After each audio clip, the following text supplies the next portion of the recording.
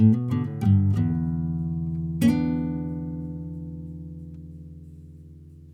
sports fans, and welcome back to Sports on the Spot. My name is Willie Charger, and I'll be joined today by Nick James. Together, we're going to be spending some time in general just talking sports. Willie, what happened with the Gauchos last week? Oh, I knew you were going to bring that up, Nick. When I was talking about UCSB, I was actually meaning UCLA. Oh, okay. No, all joking aside, the Gauchos came really close, but they lost a one pointer right at the very end of the game, and unfortunately, they went home after just one round. I will say though that this weekend's Final Four does look pretty intriguing. UCLA going up against Gonzaga, and the two Texas teams scoring off. I'll be watching. Although some people believe that UCLA shouldn't even be there. That's another story. Let's spend some time talking about the NFL, Nick. I know that's what you're most interested in. The big news this week is the NFL owners got together and decided to add an extra game to the NFL season. First time since the 70s, since they changed the schedule, they're now going to be playing a 17 game season. The last game will be between conference rivals. So, for example, the AFC West first place team will go up against the, I believe, NFC North first place team. What do you think about this changes taking place in the schedule, Nick? Well, I thought it was really interesting how they formatted that 17th game. I wasn't actually aware of that, but I think that's going to be cool. It's going to give a lot better quality games, at least one more kind of even matchup. You were saying before the show, the Kansas City Chiefs would play the Packers, and that was a potential Super Bowl matchup last year. On the player side, I know they're all worried about health issues. It's a lot of work to play 16 games and then the playoffs. So adding another one's just a whole nother issue. Granted, they might have taken a preseason game out, but these guys don't play a full preseason game. Even the third game, which is usually the trial run, they only play a couple quarters, if that. So I could see the player concern. I mean, there's not much they can do about it there. The NFL needs their money, especially after last year. As a fan, I'm all in. I know my girlfriend's not happy about it, but an extra week of football is great for me. What are your thoughts, Willie? Well, I'm with you as far as getting rid of a preseason game from those things are just a waste of time, especially for the season ticket holders who have to sit through those often meaningless games. I think it's a good change. There are going to be some good matchups, and regarding the injury concerns, NFL Commissioner Goodell said not to worry.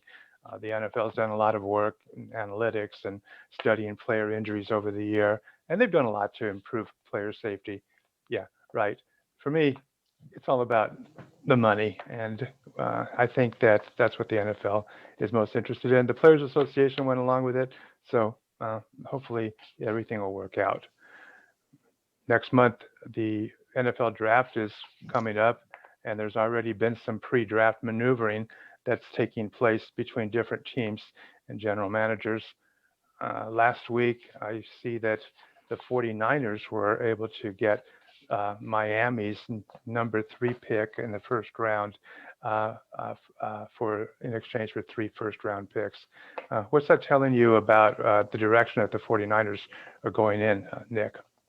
Well, they've been pretty good drafting the last couple of years, especially. I mean, they went from having the second worst record, the second pick, getting Nick Bosa a few years ago, to going to the Super Bowl the next year. They have a really good defense that was hurt last year, which is maybe why they didn't make it as far as they had hoped. They're saying all the right things about Jimmy Garoppolo. He's our quarterback for now. We like him. He's the guy. Like, we don't. There's no better option out there, and there's not even a rookie in the draft that they just gave up. They mortgaged their near future to kind of get that pick, and people weren't even willing to give up that kind of capital for Deshaun Watson. So it's interesting. And the Dolphins now just have a whole plethora of picks. They even used that 12th pick to kind of trade up, get in the 6th pick from the Eagles. So they have a whole bunch of plans on that end. I think it's the pick of the or the trade of the decade, because they're setting themselves up for the future. Maybe they could have a situation where their quarterback shadows, or maybe it's a Justin Herbert situation where as soon as Garoppolo goes down, because he's very injury prone, that they bump the new guy in, Justin Fields or Zach Wilson. So you're saying that the 49ers are definitely going to use that pick for a quarterback. Yeah, because I mean, the Which top means three that- picks are going to quarterbacks. So Top 3 picks, unless the Jets decide to go offensive lineman. That guy from Oregon is really, Sewell is really highly regarded by a lot of teams. And to have him at left tackle, they got another young right tackle already. Maybe that'll help Darnold if they decide to stay with Darnold as their quarterback.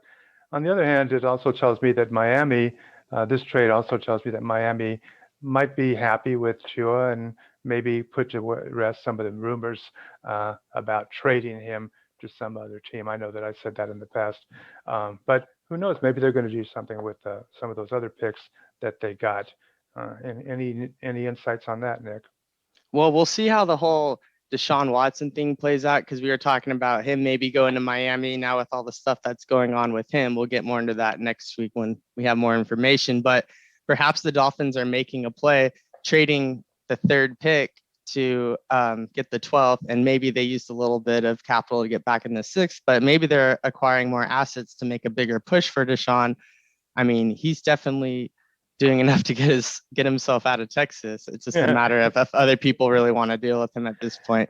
As you've said before, I think that, you know, we tend to be forgiving in these situations if the player is good enough. Whether that's right or wrong, I'm not going to judge, but it tends to be the direction that we go in with these things. Well, it all going to come down to what Kyle Shanahan wants to do with his quarterback, find somebody that fits his offense. But I feel a little sorry for Jimmy Garoppolo. I don't think he's going to be too happy being a mentor for a young quarterback. And what happens when the 49ers lose a couple of games in a row? You know, the fan base is going to start screaming for them to bring in their rookie quarterback. So we'll have to keep an eye on that. And now we've reached the part of the show where we have to say goodbye. I wanted to thank everybody for tuning in to this week's show. Don't forget to like and comment and subscribe to our show. And if you have a question to ask, just send it in to the sportsonthespot@gmail.com, or else you can ask the question in the comment section of our YouTube page. Otherwise, that's going to be it for this afternoon show. We all have a good week, and we'll see you next time.